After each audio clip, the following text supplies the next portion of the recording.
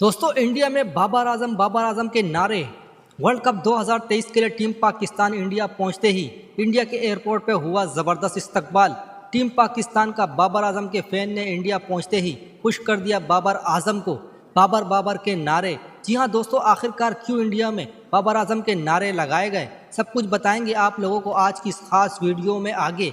लेकिन इससे पहले अगर आप भी हैं बाबर आजम के फैन और चाहते हैं कि वर्ल्ड कप 2023 का हाई वोल्टेज मुकाबले में बाबर आजम अपनी पुरानी फॉर्म में वापस आए तो इस वीडियो को दिल से एक लाइक कर दीजिए। और साथ ही क्रिकेट के मैदान से रिलेटेड ऐसी और खबरें हासिल करने के लिए हमारे चैनल पीटीपी स्पोर्ट्स को सब्सक्राइब करना बिल्कुल भी ना भूलिए। तो चलो वीडियो को शुरू करते हैं दोस्तों वर्ल्ड कप 2023 इस बार इंडिया की मेज़बानी में खेला जाना है और टीम पाकिस्तान अपना पहला मुकाबला 6 अक्टूबर को नीदरलैंड से खेलते हुए नजर आएगा। और इसके बाद हाई वोल्टेज मुकाबला इंडिया का मुकाबला पाकिस्तान से 14 अक्टूबर को होने जा रहा है।